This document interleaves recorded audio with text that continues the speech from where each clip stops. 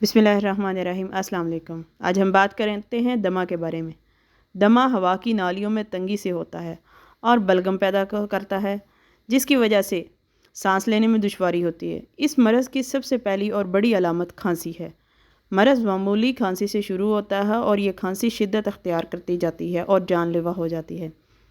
اس کی دیگر علامات میں سانس لینے میں شدید تکلیف کا سامنا ہو سکتا ہے، سانس کا پھولنا، مسلسل کھانسی کے دورے پڑنا، پیشاب میں زیادتی ہونا، رات میں کھانسی زیادہ ہونا، نیند میں دشواری اور بے چینی محسوس کرنا ہے۔ خواہ یہ علامات الرجی سے ملتی جلتی ہیں، مگر شدید کھانسی قابل تفتیش ہے۔ کچھ مریض میں یہ سبب علامات ایک ہی ساتھ ظاہر ہوتی ہیں، جبکہ کچھ مریضوں میں علامات کم ظاہر ہوتی ہیں۔ بروقت علاج مرض کو بڑھنے سے روک سکتا ہے۔ دمہ کی وجوہات اس مرض کی کوئی ایک وجہ نہیں ہے، تاہم مختلف افراد میں اس کی مختلف وجوہات ہو سکتی ہیں۔ سب سے پہلے سانس کی نالیوں میں تنگی یا خرابی اس کی وجہ ہو سکتی ہے۔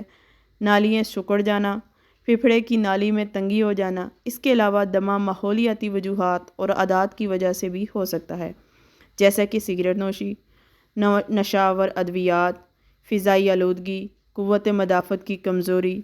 یہ مرض مختلف بیماریوں کی وجہ سے لاحق ہو سکتا ہے، جن میں سے چند درج ذیل ہیں: ٹونسلز، دل کے امراض، بدہضمی یا معدے کے امراض، قبض، ذہنی کمزوری یا ڈپریشن۔ آج ڈسکس کرتے ہیں نسخہ کیا ہے۔ سب سے پہلے دمہ کو خاتمے کے لیے آپ نے جو نسخہ بنانا ہے، اس میں ملٹھی 20 گرام لینی ہے، نوشادر 20 گرام، پھٹکنڈا 20 گرام اور سہاگہ بریاں 20 گرام۔ بنانے کا طریقہ یہ ہے کہ سہاگہ کو پہلے کسی برتن میں گرم کریں تو یہ بریاں ہو جائے گا۔ پھر تمام اشیاء کو اکٹھا پیس لیں، اس کے 1000 mg والے کیپسول بنا لیں۔ بچوں کے لیے 500 mg والے کیپسول اور بڑوں کے لیے 1000 mg والے کیپسول دن میں 3 مرتبہ استعمال کریں۔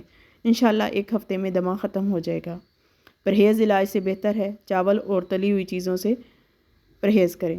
امید کرتے ہیں معلوماتی ویڈیو پسند آئی ہوگی۔ جس کو ضرورت ہے میرے بہن بھائی کو اس میں شیئر کیجیے گا، اور مزید ایسی ہی معلوماتی ویڈیوز کے لیے ہمارے چینل کو لائک اور سبسکرائب کریں، اور کمنٹ میں بتائیں اگر کوئی آپ کا ہیلتھ ایشو ہے۔ انشاءاللہ نیکسٹ آنے والی ویڈیوز میں آپ کے مسئلے کو ڈسکس کیا جائے گا۔ Thank you.